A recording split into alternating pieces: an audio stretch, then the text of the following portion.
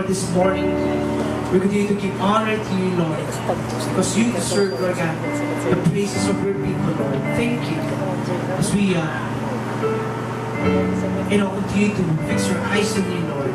Thank you for healing us, Lord. Thank you for healing our hearts, Lord. And even breaking whatever idols that we have right now, Lord. Thank you. Lord, we continue to acknowledge, Lord, that apart from your grace, we know we are nothing. Thank you for the cross that saved us, Lord. Thank you. Thank you for those families, Lord, those students, Lord, those businessmen, Lord God, who don't know you, Lord God, they will encounter you, Lord God,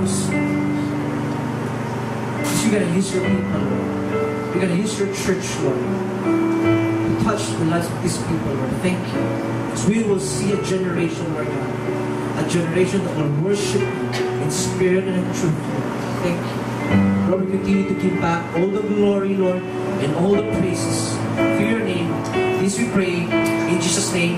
Amen and amen. Come on, let's give a clap of praise to our great God. Hallelujah. Thank you, Jesus. Good morning, everyone. Welcome to our 10:30 a.m. service. Okay, can we just do this? Can we be a family here? Can we just get to know each other? Okay, pwede rin batiin yung mga kami natin, especially yung mga nasa likod at sa harapan. Just ask them, kumusta sila, kumusta yung araw nila, or kumusta yung workplace nila, estudyante, ask them, kumusta ang klase na for this week.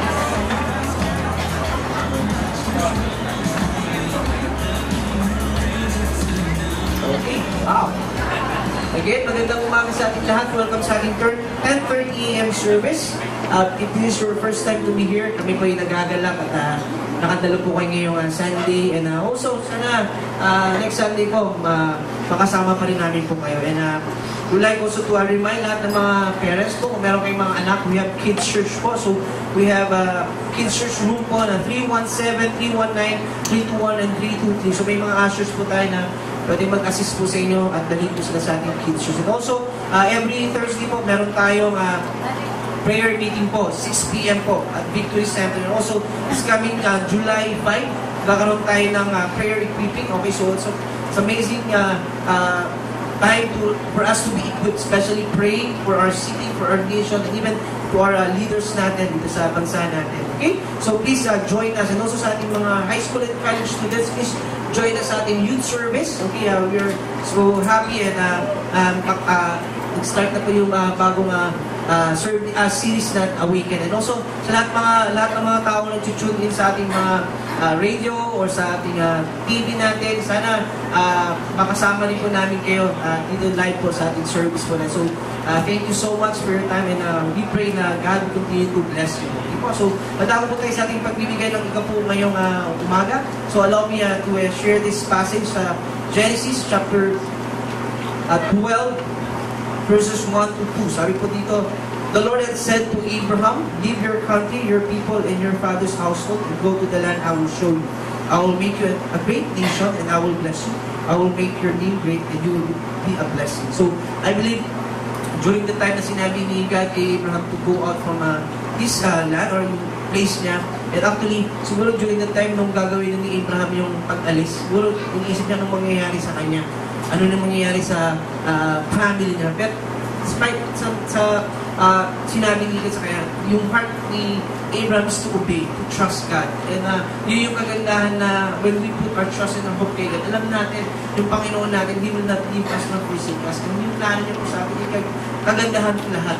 Diba sabi niya yung promise niya that for I know the plans I have for you, declares the Lord, plans to prosper you and not to harm you, plans to give you hope in your future. So ngayon sa ating pagbibigay ng ating ikapo ngayong umaga, let's continue to trust God. Believe na may mga bagay na we're praying and believing God, let's continue to fix our eyes on Him. Alam natin, hindi niya tayo pababayaan. Okay? So sa inyong upuan po, meron tayong envelope dyan. Please, if meron mga prayer requests, please note nyo rin dyan po. And we'd love to pray for you and we'd love to really stand with you in faith. If this is your first time also to be here, you're not obliged to give, but if you do so, we believe that God will bless the desires of your life. Okay? So tayo po manalangin bago tayo magbigay po.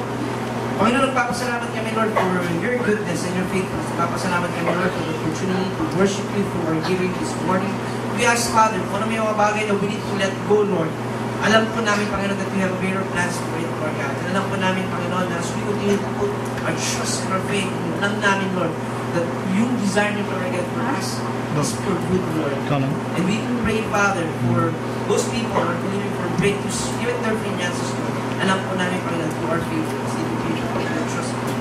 Salamat, Panginoon, sa inyong pag-ibig, pagmamahal po sa amin. Tumahan ka lang, para ni Jesus.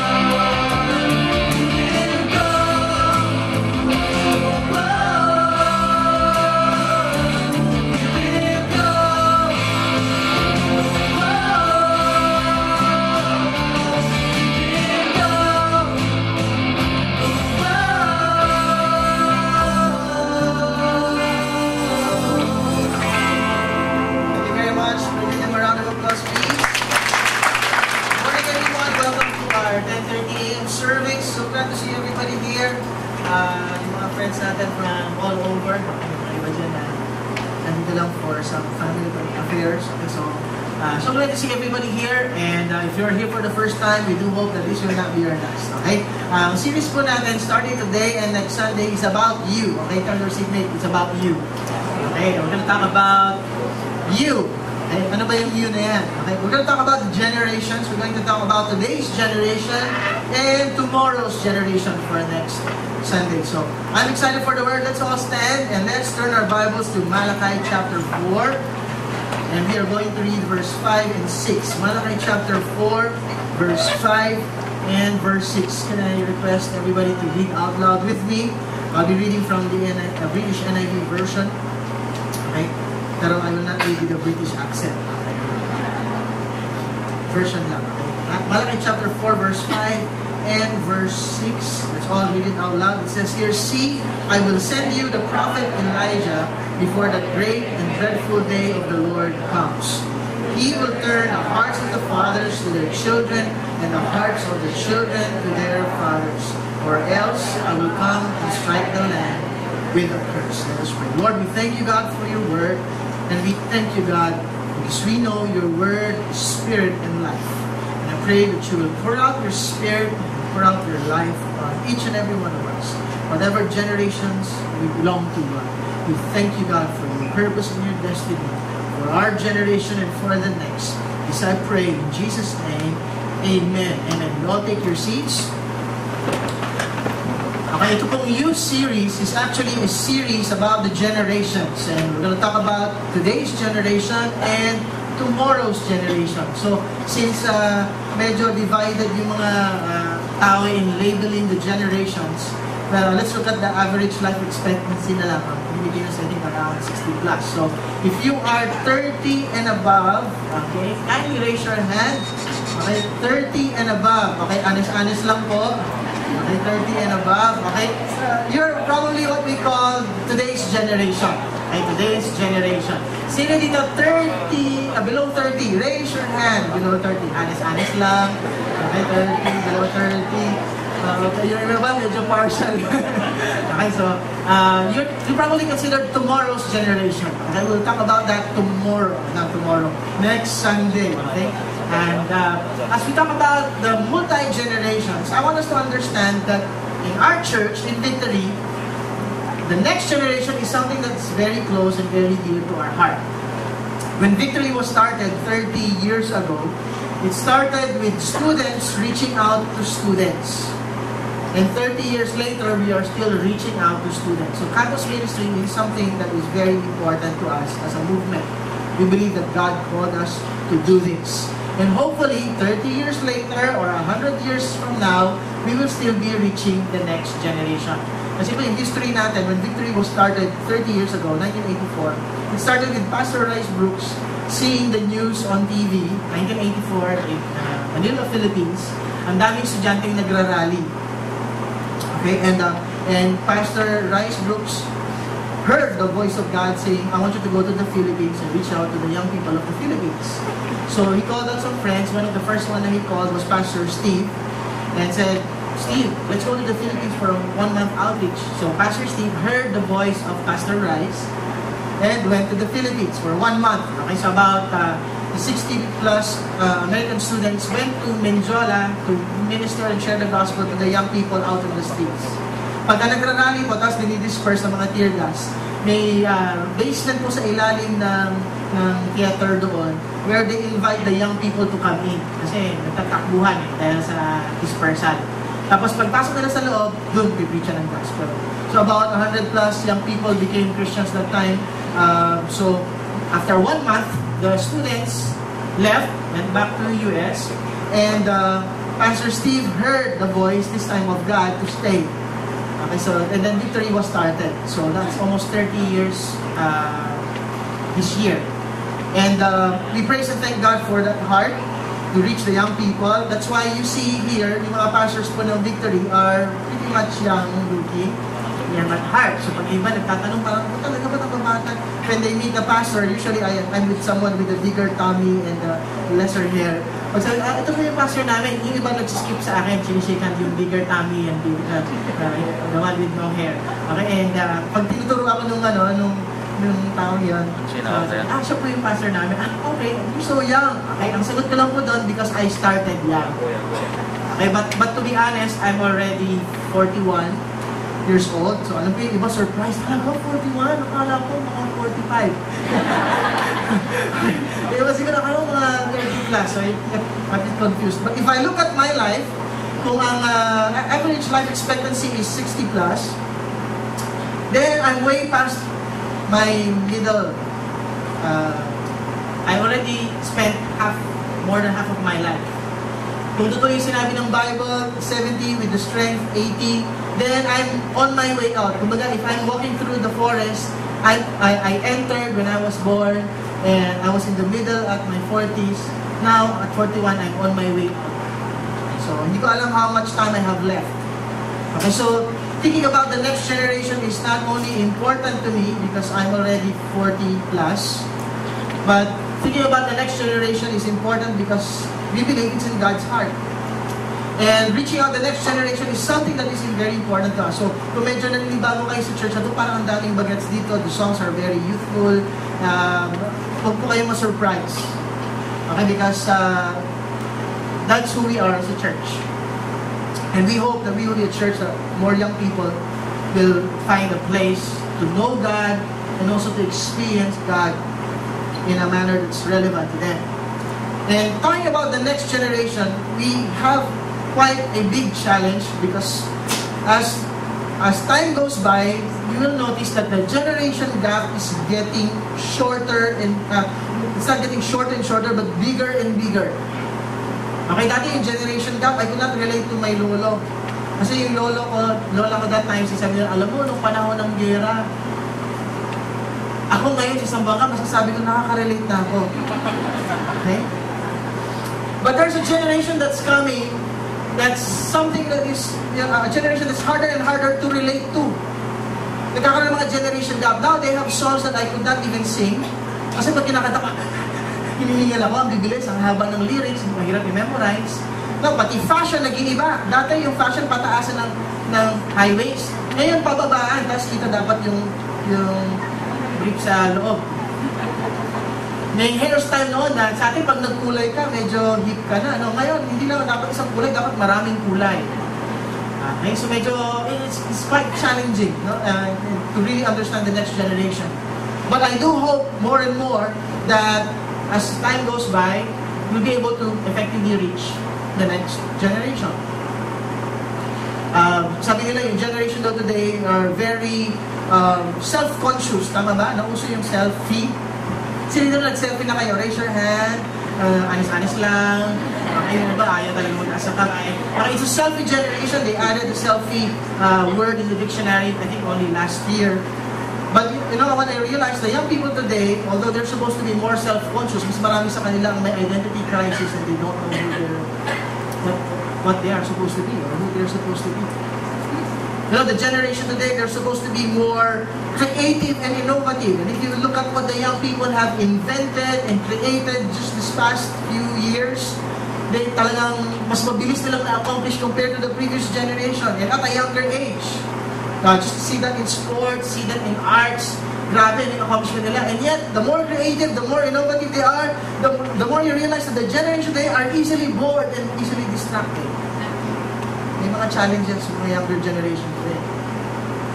The younger generation today are more, have more access to information with the net, the information. Tayo kasi namin, Generation X, may Generation Y, may Generation Z. Akala ko babalik ng ABC. But what happened was we call the millennials or the net generation. So if you look at the generation today, they have more access to information. Mas mabilis, pag mabagal yung internet, sobrang easy access to information, and yet you realize they're more vulnerable to misinformation. That's why they could easily be deceived. More access to knowledge, and yet they're more somehow lacking in common sense and wisdom, making the right decisions. The younger generation today, I hope you don't see this as labeling, but this is just an observation. The young people today are more idealistic. They want to have an ideal society, an ideal work, an ideal job, and yet many of them are more compromising in their values. Nawawala yung idealism in the area of values. There are challenges that the young people have today. And if you are not careful with that, and if you're not thinking of that, you know, the great things that are happening in our generation is just one generation away from extinction. We've seen that happen in business people, you know, parents, great job, great business years during their time. And then when the next generation takes over, they started from nothing, became a lot wealthy, successful. Next generation from wealthy becomes nothing. You see that in the government, you see that in businesses, you see that in government, you see that in churches. Great things happening, one generation, the next generation, it's over. And people start from scratch again. How do we break that cycle? How do we make sure that there's a proper connection between the generations? First Samuel is a great book of encouragement for us because we find there God doing something in the life of a parent named Elkanah and Hannah. And then the next generation named Samuel, the prophet Samuel. The context of this book is found in the last verse of Judges 21:25. It says there, in those days, Israel had no king. Everyone did as he saw fit. Ito po yung nangyari doon. Judges, you know the story. People after, getting into the promised land, okay na sila, kinalimutan si God. So God allows a country to oppress them. So pag na-oppress na sila, they cry out to God. God raises up a judge or a leader and will save them out of their oppression. So okay na sila uli, peaceful na uli.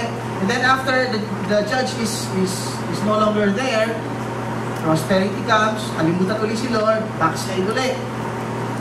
And then after being oppressed again by the enemy, they cry out to God again. God raises up another judge. Okay, and this time, because they didn't have any leader, they are doing everything that they can as they saw fit. In other words, kahit anong pwede, ito gusto ko, I'll do it.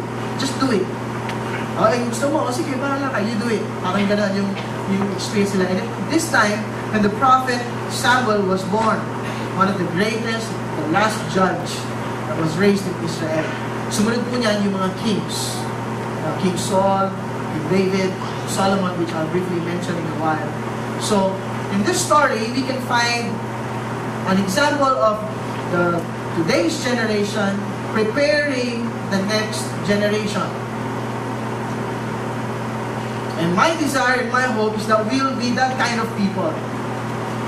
That we will live out the purposes of God for our generation. Sino din yung mga today's generation, 30 and above, raise your hand. Nabawasan. Bumata yung iba. Okay, 30 and above. My desire is that we will live out the purposes of God for our generation. But at the same time, we will also prepare the next generation. Because God's intention is for today's generation to prepare tomorrow's generation. Can you say that with me? God's intention is for today's generation to prepare tomorrow's generation. And here's the challenge, because in life, based on our experience, palaging ganito. When we were younger, the older generation could not understand us. The older generation could not relate to us. So we despise them. When we get older, we realize, naiintindihan ko na sila. And now we try to do it to the next generation. Then the next generation says, the older generation do not understand us. Do not relate to us. Kasi panahon niya yan, hindi na yung panahon. So ano nangyari? Panahon lang. So ganun din yung nangyayari sa country natin mula ganda, panahon. Merong panahon na okay, may panahon na hindi. Pagkatapos hindi okay, sana mag-okay ulit. Rather than seeing it moving from glory to glory. From good to great, to greater, to greatest. And that can only happen when we understand God's heart. For us, today's generation, part of our job is not just to fulfill the purposes of God in our generation, but also to raise up the next generation. You know, what can we do for the next generation? Mga today's generation, 30 and above. Kung mukhang 30 and above yung katabi mo, sabihin mo, he's talking to you. Okay? Don't worry, my younger generation will talk to you next week. This will also apply to you. What can we do for the next generation? Number one, we need to pray for the next generation. Everybody say pray. Pray. Pray for the next generation. This is what Hannah and Elkanah did. Verse 24 of 1 Samuel chapter 1 says this, after he was weaned, she took the boy with her, young as he was, along with a 3-year-old bull, an ephah of flour, and a skin of wine, and brought him to the house of the Lord at Shiloh. When they had slaughtered the bull, they brought the boy to Eli, and she said to him, as surely as you live, my Lord, I am the woman who stood there beside you, praying to the Lord. I prayed for this child, and the Lord has granted me what I asked of him. Pray for this child. Ito yung sinabi ni Hannah, I prayed for this child. Bago pa ako nagkaroon ng anak, I prayed for this child. And when she was giving this child to the Lord, to dedicate this child to the Lord, sabi niya, ito na yung answered prayer. My child is an answered prayer. I prayed for this child. And I hope last Sunday, during Father's Day, Pastor Mel gave a powerful message talaga may impact sa life ko yun as a new father, like almost 7 months pa lang. I realized that it's my job to pray for my child. And I know that my child is an answer to prayer. But let me just also say this, after Father's Day din naman, okay? Now, I want to say this. The more and more, the young people today that we're seeing, the more and more we see them as fatherless. Especially sa Philippines. Kasi maraming overseas Filipino workers who are not there. Of course, they're doing it for their family. I mean, no offense to those who are sacrificing their comforts just to provide well for their family. Pero what we're seeing in our nation is that more and more young people are becoming fatherless. So what I also want to say is that sana we will always be there for our kids, but I hope all parents will become the spiritual fathers and spiritual mothers to their children. Na pinag-pray po natin yung mga anak natin. Because the young people of today are experiencing a lot of challenges. In fact, they are going through things that we've never experienced when we were younger. The temptations that they face, the struggles that they face. And here's also what I've learned in the scripture. That's why we need to pray for our young children. The enemy, the devil, cannot hurt God. So the best thing that he could do is to hurt the people that God loves. And nothing would hurt God more than what happens to the young people. And every time God has something special in mind, for example, during the time of Moses, God was about to raise up a deliverer for Israel. Ito yung ginawa ng enemy. The enemy caused Pharaoh to kill a whole generation of young people. Buti na lang na-save si Moses kasi nilagay siya sa basket and pinang-flow sa river. During the time of Jesus, the rumor was spreading around how the prophecy is fulfilled that the Messiah was born. Anong ginawa ni Herod? Herod killed 2 years old and below for the massacre of innocents. Because the enemy knows that God is about to do something in that generation. Several years ago, during my time, Generation X, man thought of, and I believe it's also caused by the devil, a way to kill babies while the babies are still in the womb. Now, abortion can be taken, can be done almost practically anywhere. Why is that? Because I believe the devil knows that God is about to raise up not just one, but a whole generation of people who will fulfill the Great Commission. That's why they need our prayers.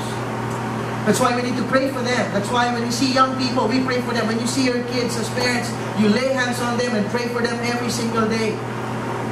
Huwag lang yung mag-lay hands on them. Lay hands mo sila kasi may ginawang mali, ikaw talaga. Okay? Huwag palo, dapat blessing. This is my child whom I love, with whom I am well pleased. Okay? You have a purpose, you have a destiny. I'll pray for protection, for wisdom. Tulad ni Pastor Romel, ngayon pa lang pinag-pray niya na yung future na mapapangasawa ng daughters niya. Ilan taon yung daughters mo, bro? 3 and 7. Okay? Kasi alam niya, somewhere out there, there's a 3-year-old and a 7-year-old young boy, maybe, who might be going through some challenges. Because of family life, because of the environment that they live. Kaya ngayon pa lang, pinag-pray niya na. Our parents, let us not just be biological parents, let us be spiritual parents. Let's pray for the young people. You know, this goes both ways. No? When we go to church, sometimes we look at church, masaya na tayo, meron mga young people nag-pray. Let us be happy that they're praying. But I hope you will also be there in the prayer meeting praying. And not just praying with them, but praying for them. And I'm encouraged to see that in our prayer meetings, we see young people praying. Hindi po yan, okay? Pero si Faith, and sometimes sila Hannah, sila Naomi, kanina in-observe ko si Faith dito, talaga nag-worship sa kay Lord, they pray. And just my heart goes out to them. And because I never had that when I was young. Although I was brought to church, but I never really had an experience na parang church was a place where I could go to God and ask Him. Ngayon, yung mga anak, pagka lumalapit kay Pastor Romel, Daddy, can I have this? Sabi niya, hindi siya sabihin, ay, huwag yan, wala tayong budget. Then sabi niya, you ask God, can't go to God. Tapos siya nilagay, paano ba ito? And true enough, God will provide for the kids. Let's pray for the next generation. When you see young people, what do you feel? I hope you will have the heart of Jesus when you saw the crowd. They were harassed and helpless like sheep without a shepherd. I hope when you see young people, more than the tattoos that they have on their skin, more than the body piercing that they have, and the hairstyle that you may not like, you know, or the style of clothes that you may not really like. I hope you will not just despise them, but you will pray for them. Because they may be going through some things that we may not understand. But there are spiritual things that we can do to pray for them. Believe God with them. Pray for the next generation. The next thing is this. Dedicate the next generation. Everybody say dedicate. The next generation. 1 Samuel chapter 1 verse 9 to 11. This is Hannah, and she made a vow saying, O Lord Almighty, if you will only look upon your servant's misery and remember me and not forget your servant, but give her a son, then I will give him to the Lord for all the days of his life, but no razor will ever be used on his head. So ito si Hannah while praying to have a child. Okay, sabi niya, Lord, kung bibigyan mo ako ng anak, I'm gonna dedicate this child to you. And all the days of his life, he will serve you. And no razor will be used on his head. So that's a picture of a Nazirite vow. Okay, may mga special calling mga children. Of course, it's normal for a Hebrew family to dedicate their firstborn to the Lord. Pero ito, she's making that vow. And in verse 9, sabi ito, I will give him to the Lord. And also in verse 28, so now I give him to the Lord for his whole life. He shall be given over to the Lord. And he worshiped the Lord there. So we see that Samuel was dedicated to the Lord even before he was born. The Samuel was dedicated to the Lord when he was born, and when he was weaned, he was brought to the Lord, and this child ended up worshiping the Lord, dedicated to God. In this church, we do a child dedication. Wala po tayong infant baptism. Because we believe in the Bible that we are to first repent and be baptized. So yung child, wala pang capacity to repent. Okay, so, and what we do is a biblical practice of dedicating a child to the Lord. Just like Jesus was presented to the temple. So in this very simple ceremony, a parent makes a decision for the child that this child belongs to God. And not only that the parent is making a decision that I'm going to raise my child according to the ways of the Lord, so that when this child is old enough to make his or her own decision, i-desire niya na i-follow si God by her or his choice. Child dedication. And in this picture, it's a picture to us that faith is a family affair. The discipleship is not just a church thing, but a family thing. That the first people who should disciple their parents in the area of faith, the first thing the child will have as disciples over their life is their parent. Kaya dapat yung parent yung talaga nagdi-disciple sa anak nila. Of course, we bring them to the church, kids' church, and help them grow in their faith to the point that they will love God and that eventually they will end up serving the Lord. Hindi po purpose ng kid to live out our frustrations and the dreams and the ambitions that we never get to experience. Kasi di sabi na, anak, mag-artista ka na lang kasi yun talaga yung gusto ko eh. Hindi ako natuloy. So ikaw na lang, para habang bata ka pa, malaki na kinikita mo, gusto mo naman si Raisa May, kahit pa ganun lang. Para maaga ako mag-retire. Sometimes we pressure our kid. We dedicate the kid into another purpose other than the purpose of God. If you want the next generation to experience the purposes of God, dapat as young as they are, they need to know God has a plan and a purpose for them. I may not know it yet because there are opportunities today na, kasi minsan gano'n, meron ng course na ganito dati, siguro ito yung kinuha ko. Pinilit ako ng parents ko na ito yung course na kunin ko. So ngayon, of course, okay, wala akong course ngayon. Talagang ito, anak, ito yung kunin mo. Pero hindi yun yung purpose ni Lord for the child. Ano na lang. Diba? Ano kaya yung itsura ni Muhammad Ali or ni Manny Pacquiao kung instead of boxing, naging singing? Of course, kumakanta pala si Manny. So, from illustration. Or ano kaya yung itsura ni Michael Jackson kung naging boxer si Michael Jackson? Ano nangyari sa boxing, no? So, pinag-UFC mo si Michael Jackson. Ay, dapat. Hindi grappling. When people are living a life that is not supposed to be their life, mahirap. Sabi nga nila, don't force to teach a pig to sing. You will have a very irritated ear and you will have one stressed pig. So ganun po yung nangyayari sa mga anak natin. We're trying to force them to be somebody that they're not. But one thing is for sure, when we dedicate them to the Lord, He says, God, you're the one who gave us this child. You're the one who gave us this next generation. What's your plan? What's your purpose for them? You may have done great and wonderful accomplishments during our time, but God, I know you will do greater things through them. Because now they're not starting from zero like where we started. Now they're starting from something. And it's something that they can be a good steward of. Let's pray for the next generation. Let's dedicate the next generation. Thirdly, Let's serve God with the next generation. Everybody say serve. Serve God with the next generation. Dalawa po ibig sabihin niya. Okay, sometimes, there are people who think, serve ako kay God. Pero pag serve ko kay God, yung mga anak gusto mong serve, sabihin, bata ka pa. Huwag ka muna mag-God. Parang baton relay.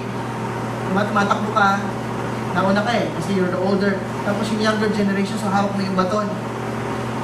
Kaso lang, nung nakita mo siya tumatakbo din, yung isa papasa mo, parang feeling mo kompetensya mo naman yung younger generation. So ayaw mo ipasa yung baton, bata ka pa, mas malakas ako sa'yo. Okay, serving with the next generation is you pass the baton to them and let's run together. Yung iba naman, they serve God, but after them serve, tapos na ako ikaw naman, your turn. And they stop serving God. Okay, so I hope as today's generation that we will continue serving God till the day we die. Till our last breath. Okay, but what we do is that we don't just serve God, but we serve God with the next generation. 1 Samuel 1 verse 3 is talking about the parents of Samuel. Year after year, this man went up from his town to worship and sacrifice. Everybody say the worship. And sacrifice to the Lord Almighty at Shiloh, where Hophni and Phinehas, the two sons of Eli, were priests of the Lord. So say Elkanah, year after year, especially when they mga feast, they worship and sacrifice unto God. 1 Samuel 2 verse 11, then Elkanah went home to Ramah, but the boy ministered before the Lord under Eli the priest. Where do you think Samuel found the example of ministering before the Lord? Siyempre, nagsimula sa parents. Kasi yung parents ko, they worship God, they sacrifice to God. So when the child was becoming more aware of serving the Lord, naging natural for him to serve the Lord. Minister to the Lord. People will follow. Young people will always follow what they see, not what they tell them. So sana tayo, number one example, sabi, mag-Bible study ka nga, mag-victory group ka nga. Tayo nag-victory group ka. Mag-church ka nga. Dapat peace ka na. Tapos tayo, mamaya na ako. Kasi nanonood ako ng NBA Finals or World Cup. Okay, so what we teach them is not just with the words that we have given out, but with the life that we are showing them. Serve God with the next generation. How you live your life will affect the next generation. There was a study made of two people. One is named Max Jukes. Max Jukes was a man with no values, no morals, no thought for the consequences of his actions. Just wanted to live life, enjoy life to the fullest, whatever. And they studied 1,200 descendants. Anak niya, apo niya, apo sa tuhod, apo sa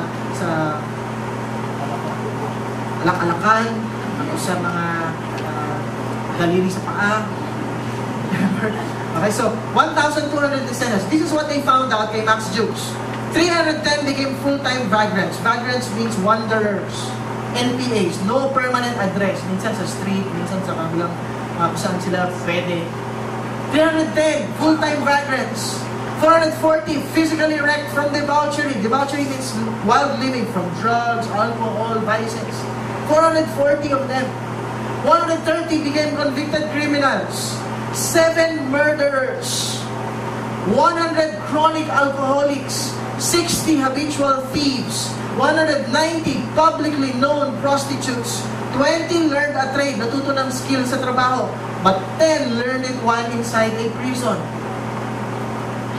And 0 made any significant contribution to society at the time of the study. His family cost New York State $1.2 million in social services.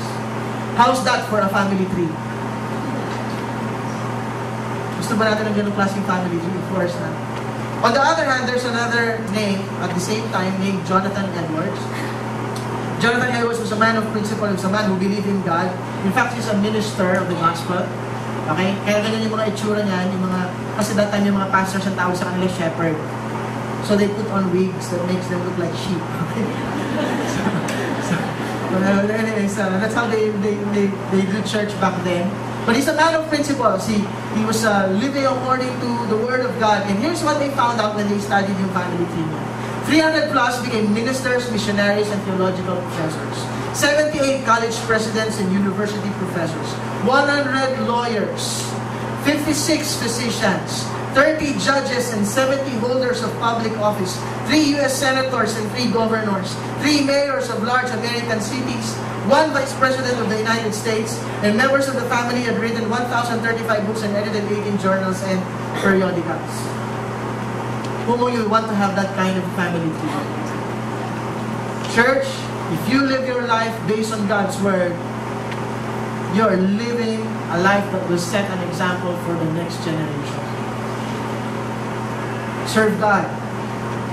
But not only serve God with the next generation. Nabasa ko itong story na ito, ayoko maging joke ang buhay ko.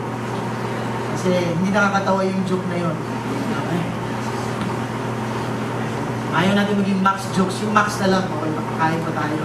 But I want to be like a Jonathan Edwards, and I hope you also aspire to be one.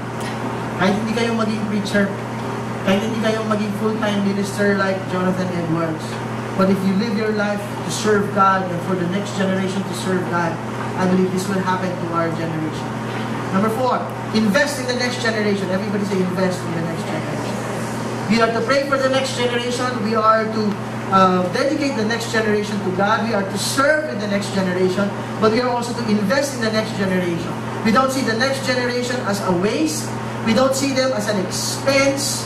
Whatever we give to them, time, resources, is an investment. In other words, meron siyang magandang return in the future. And we have to invest in the next generation. Verse 18 to 21 of chapter 2 says this, But Samuel was ministering before the Lord, a boy wearing a linen ephod. Each year his mother made him a little robe and took it to him when she went up with her husband to offer the annual sacrifice. Eli would bless Elkanah and his wife, saying, May the Lord give you children by this woman to take the place of the one she prayed for and gave to the Lord. Then they would go home. And the Lord was gracious to Hannah. She conceived and gave birth to 3 sons and 2 daughters. Meanwhile, the boy Samuel grew up in the presence of the Lord. Ito yung ginawa ni Hannah. After dedicating Samuel, okay, dinala niya to the priest Eli and said, okay, he's gonna serve you as the answer to my prayer, as the vow has been made. He's going to serve the Lord. Guess what she did every single year? She still goes back to worship God. And every time she goes back, she wants to bless the child. New robe. In other words, encourage niya yung anak, you're doing a good job serving the Lord. Keep on serving God. Keep on investing. Alam mo kung anong ginawa ni God? Habang nag-i-invest siya to yung next generation, binigyan siya ng sarili ng anak na mas marami pa than the first one. Kasi akala na nawala na yung isa, dinedicate ka na kay Lord. And then God gave him more kids. When you invest in the next generation, there are great returns. That's why I want to encourage you, kung wala pa kayong kids, and you want to have a kid, you don't have to wait for your own biological child. Start being a spiritual parent to someone. Start praying for them. Start ministering to them. If you want to adopt children, then adopt. Moses was adopted. Jesus was adopted. Clark Kent was adopted.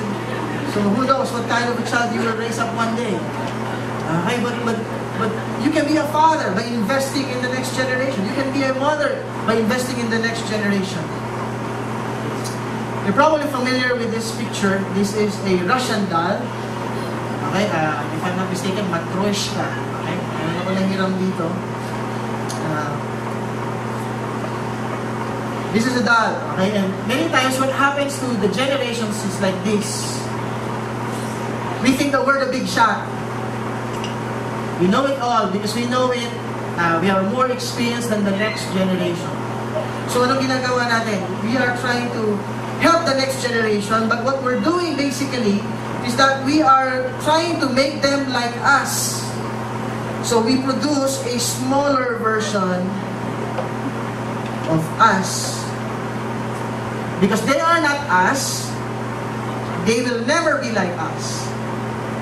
The most that they could do is a smaller version of us. A mini-me. So ano nangyayari sa next generation? Buti pa si daddy, di ba? Minsan gano'n, buti pa yung previous generation. Mas mahirap na yun. So what they do?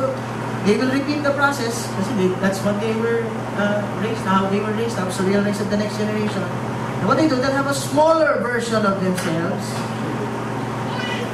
And the process is repeated, and there's a smaller version of themselves. And then, there's a smaller version of himself. And wala na. So ito yung sinasabi ng generation sa next generation. Buti pa na yung generation namin. Yung generation namin may values. Yung generation namin mas okay kami relationally, mas may faith. Wala na masyado. So ano susunod na next generation? Sabihin na, mas buti pa ng time namin. And then goes on to the next generation. And I believe that's particularly true for our country. We used to be one of the most, growing, leading, developing countries in Asia. Yung mga ibang countries nag-aaral pa sa atin paano magtanim ng palay, paano mag-alaga ng hayop, all kinds of things, and now they have outgrown us. Bakit? Kasi the previous generation did not really prepare the next generation. Isn't that true for even our government? The great things that the previous government did, babaliwalain ng next generation. Start from scratch.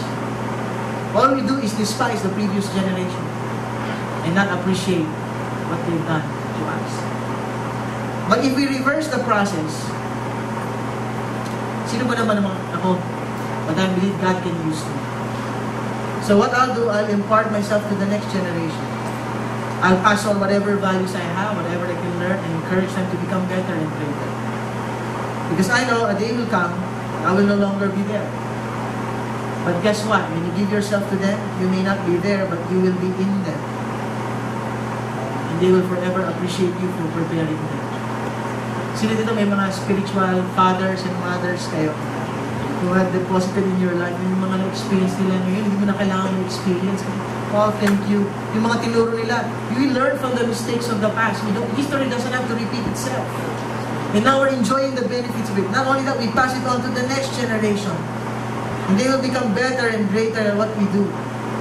And they will appreciate the previous generation. They know how to relate with the old, but they will also know how to relate with the new. And then they get better and better. Diba? They know how to make relationships work. Kasi yung mga generations today, socially connected. Ang daming friends sa Facebook, but they don't have real friends. Pero they know how to relate with the old. They know how to relate with the new. They know how to make meaningful life. And now we pass it on to the next generation. And each generation becomes better and better and better. Because we prepare them well. That can only happen when we invest in the next generation. How do we invest in the next generation? In this church, we do it several ways. Number one, we do kids church. Yung kids church po natin is not just to get rid of the younger generation, yung mga umiiyak lang, yung mga kids lang, para hindi magluso. The older people can concentrate during the church service. No, we're creating kids church in such a way that as young as they are, they will know God, they will experience God, they will have the right values that hopefully their parents are also teaching them.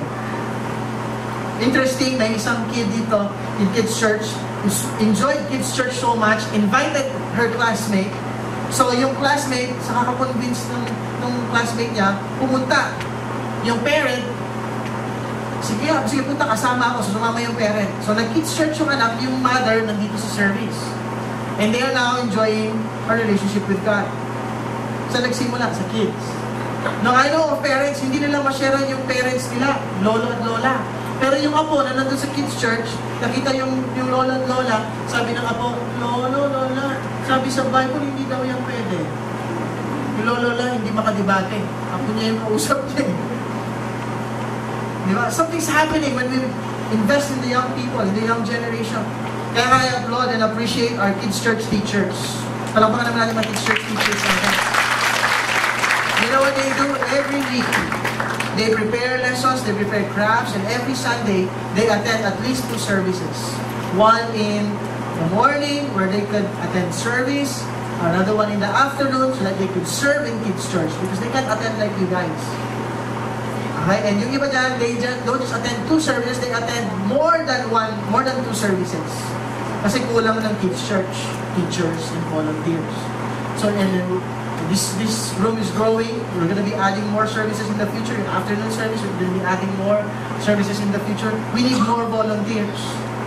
Okay, alam niyo kung sino yung mga best volunteers? Yung mga gustong magkaanak someday. Ngayon pa lang, mag-practice na kayo.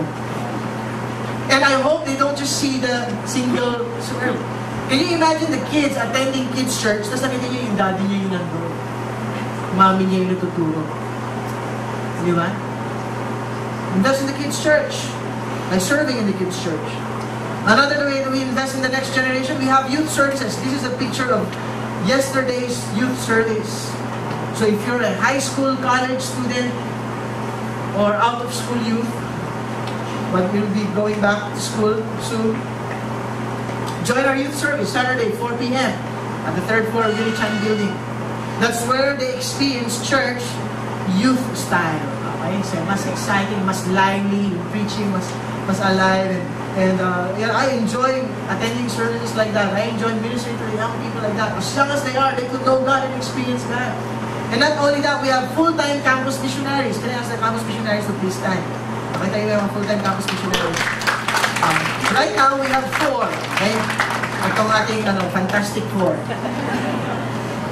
Si Cliff and si Kay are nurses. But they left nursing to nurse spiritual sons and daughters. Full-time. Si Iris is an educator by profession. Pero iniwan niya yung teaching in school so that they could teach young people with God's Word. Si Dave is a nutritionist. Okay? A teen heartthrob, a sportsman, athlete, showbiz would have been. Okay, pero iniwan niyo yung lahat to do this full-time. To give nutritious spiritual food to the next generation. Ito po silang 4, they are not paid staff. We are supporting them, but they're under a program called Ministry Partnership Development. And they invited people, some of you are from this church, to become partners with them because we can go to the school, they go to the school on our behalf. And ang office po nila, campus, that's where they go and share the gospel. Kung yung mga nasa campus, they have all the exposure to hear atheistic, agnostic, communistic teachings. We're going to the campus because that's where the battle is taking place in the minds of the young people. And sharing to them God's Word, challenging them to become excellent students, and challenging them to become great sons and daughters to their parents. Of course, with God at the center. Okay, so palagpakan po natin sila. If you wanna find out more what's happening to our campus ministry and our youth ministry, and if you want to support them in prayers or in finances, please do approach them. You know, our desire in our heart, if we could have a full-time campus missionary for all the 13+ colleges and universities and all the 90+ high schools throughout the city. Can you imagine what would happen to our city if we have youth services taking place in the different campuses throughout the week? We want to invest in the next generation.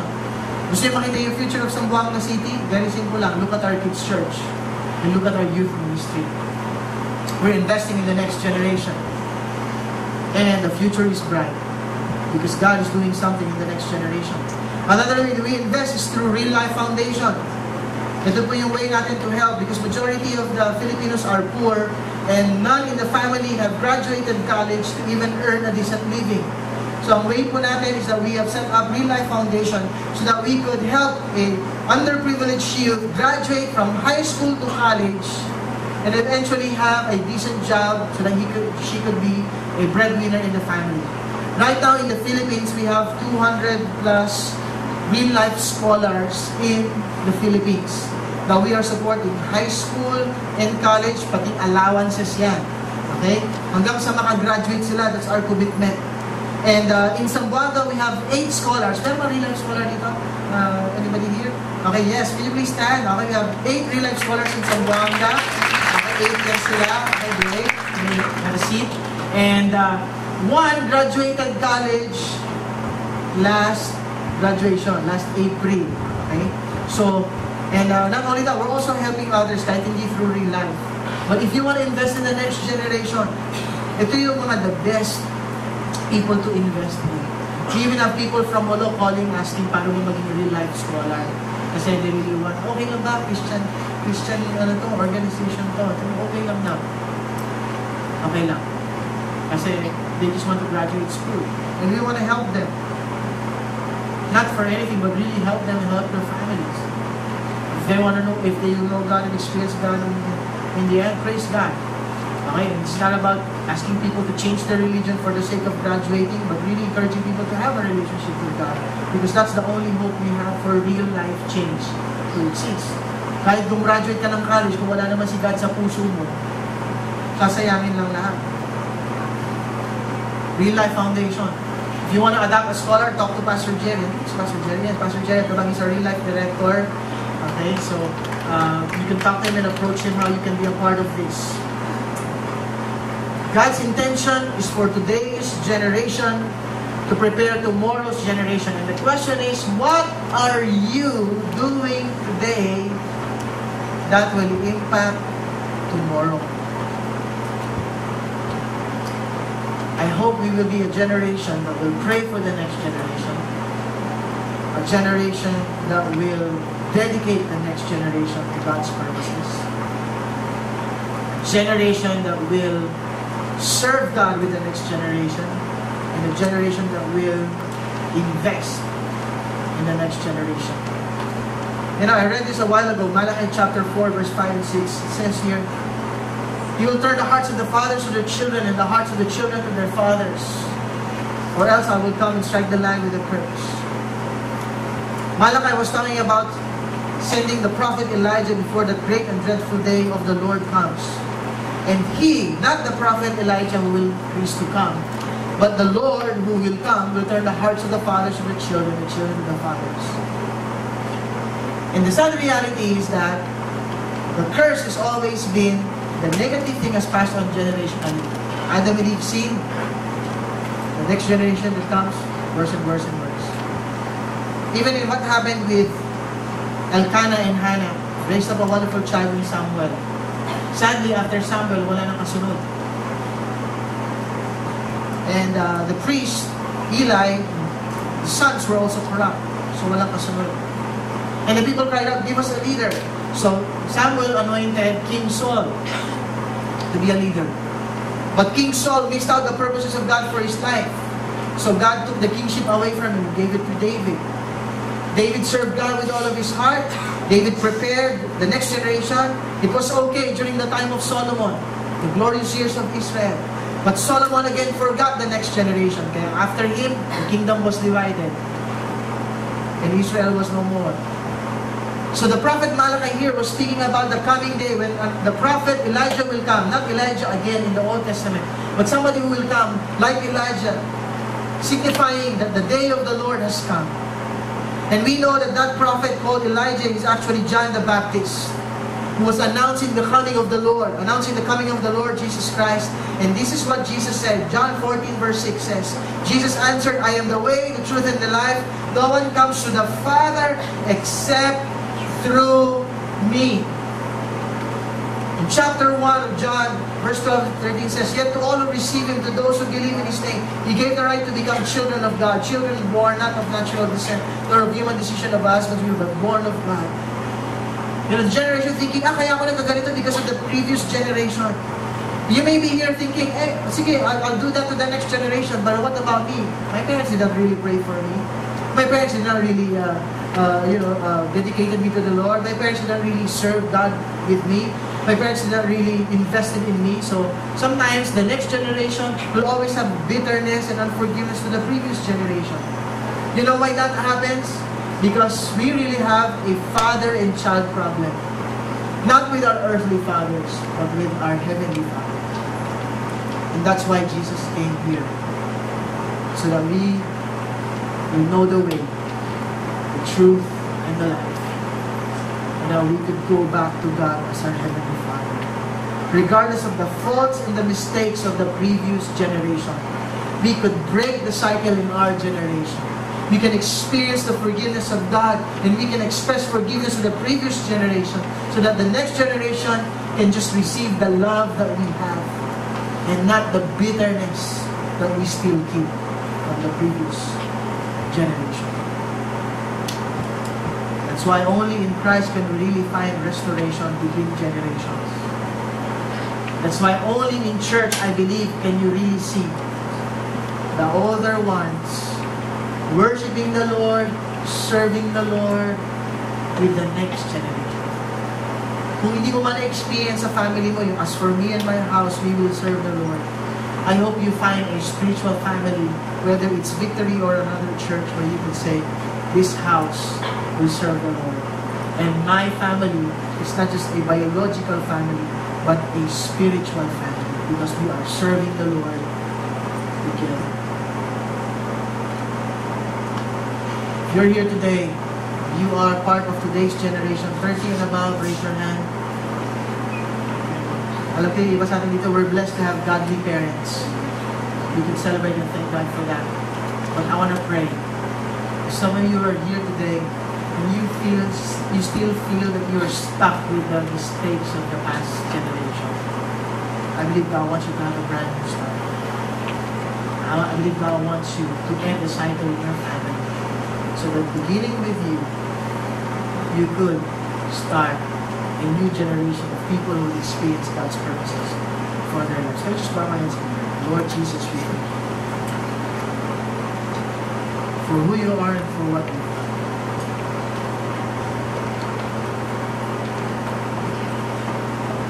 Thank you, God, for we know, God, that you are the God who is constant throughout the generations. You love every generation that has gone before.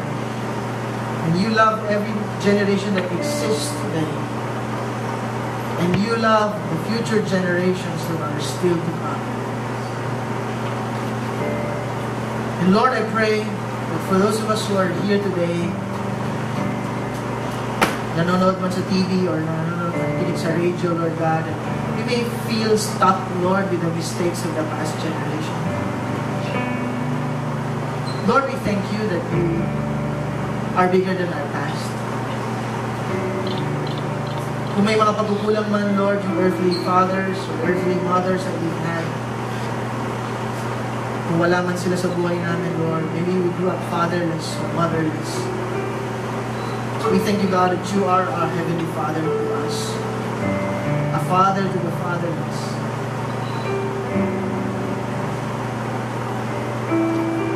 And God, I pray that you will just heal our hearts. Heal our generational wounds. Break the generational curses in our lives. So that beginning with us and the next generations to come, Lord, we will live out your purposes for our generation and for tomorrow's generation. With every head bowed down, every eye closed, if you've never really surrendered your life to Jesus, you've never really seen God as your Heavenly Father, God is giving you the invitation. The Bible says if you believe in Him, if you receive His name in Christ, He gives you the right to become a child of God. You can only be God's child because of Jesus, who is the way, the truth, and the life. And I don't want you to miss out this opportunity. If that's you, you've never really surrendered your life to Jesus, you've never really accepted Him as your personal Lord and Savior, you've never really seen God as your Heavenly Father, I believe now is the time for you to make that decision. If that's you, can just quickly raise your hands so I can pray for you. Anybody here at all? I want to make that decision today. From now on, I want to make Jesus my Lord, my Savior. From now on, I want to be God's child. I want Him to be my Heavenly Father. Yes, anybody else? Yes.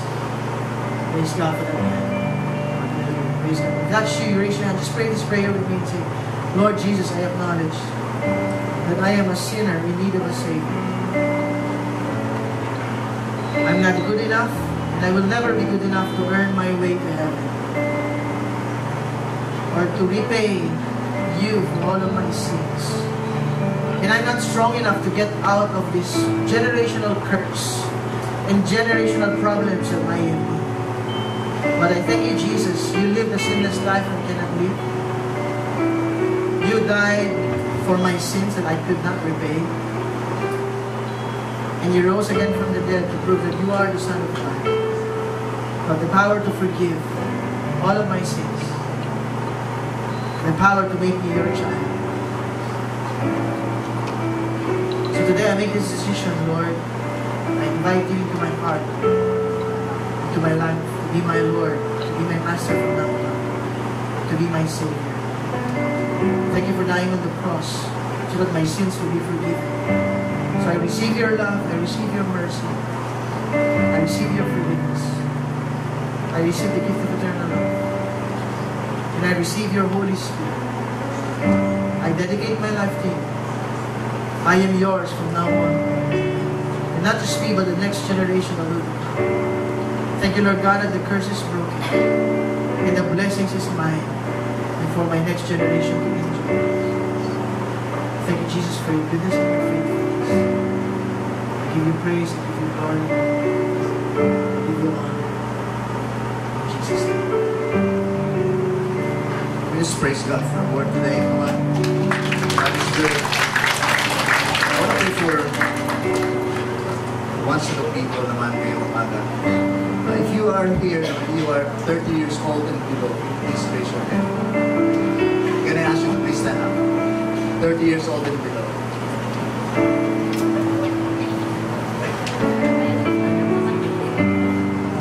Do you see this group of people? They are the next generation. And if you're beside them, if you are 30 years old and above, can we just stretch our hands on them? And just declare blessing and pray for them. They can be better than us. And we can raise them up. Leaders, we can be stronger than us. We can do better and greater than us. We just stretch our hands on them. Let's pray for them. Lord, thank you so much, God, even for the next generation. Lord, use us, the present generation, to prepare them. Lord, I pray for double anointings be with them, Lord God. Lord, I thank you, God, that you will raise up, Lord, better leader, Lord, better businessman, better soldiers, Father God, better teacher, far better than us. Lord, that you would raise up, Lord God, more leaders in our society, better mayor, better congressman, better senator, better president in this group. Lord, thank you so much, God, and it's by your grace. Lord, I pray that even as we stretch our hands on them, as we are blessing them today, Lord, I pray that your Holy Spirit, Lord God, will work in their lives. That they would accept the challenge, they would accept the destiny in their lives. That you are preparing them for greatness, that you are preparing them for a great destiny. Lord, thank you so much, even for the younger generation. Those who are in the kids' church right now, I pray that you would raise them, Lord. That you would even nurture them to be the leader that you want them to be. Lord, I pray that your presence will be with them. Lord, double the anointing.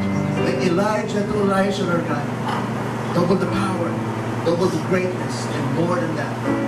Lord, thank you so much, God, even for the younger generation. We bless them. In the name of Jesus. Amen. You may be seated. Thank you so much. Today also, it's fitting to remember God's goodness and greatness in our lives as we celebrate communion today. The Bible says that in this verse, Ephesians 1:7, in Him we have redemption through His blood, the forgiveness of sins, in accordance with the richness of God's grace.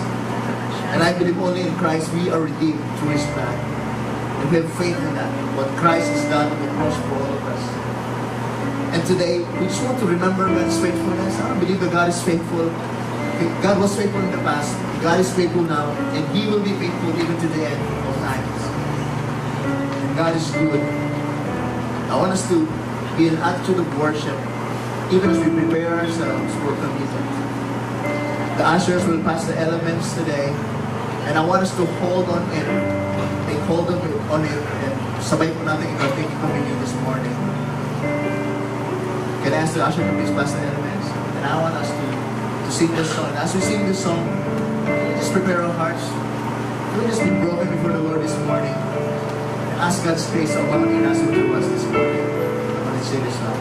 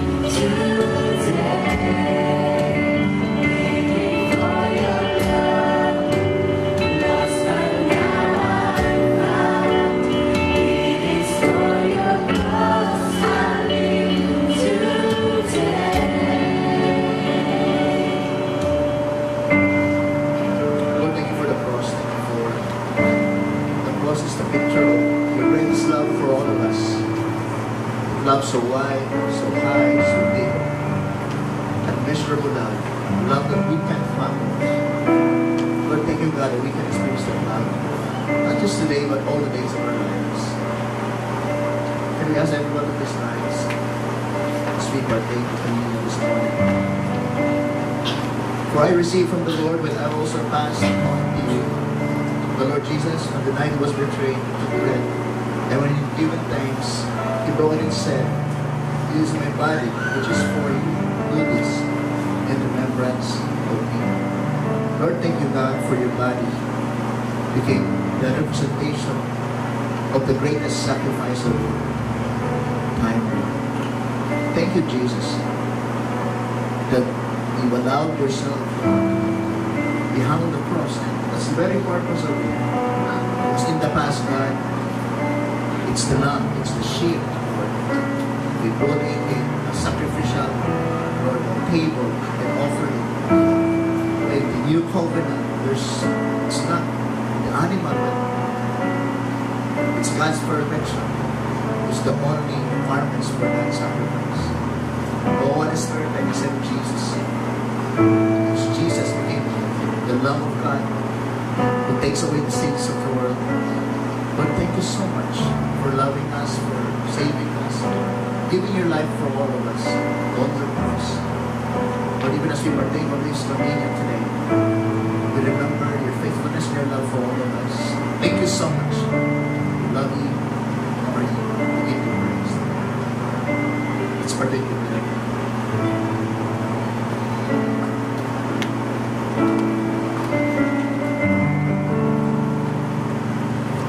After supper, you need to come saying, "This cup is the new covenant of my blood. Do this whenever you drink it in remembrance of me."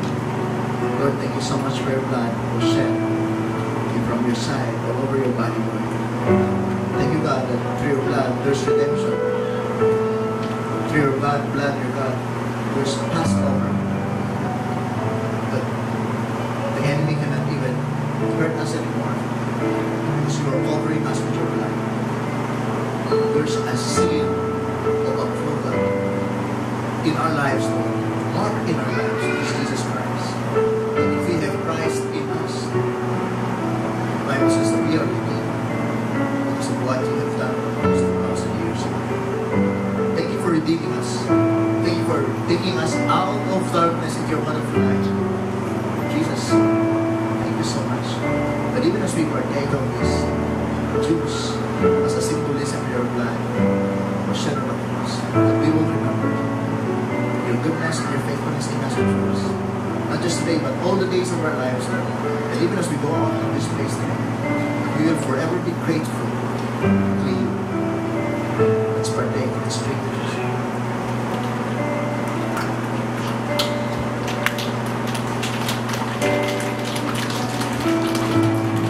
An attitude of worship. You just sing this song again. Just worship God. You just give it all over Him today. Can you stretch our hands before Him as we sing this song? Let's worship. Thank you for the cross. Without you, I am lost. It is for your cross I live today. Living for your love. Lost but now I'm found.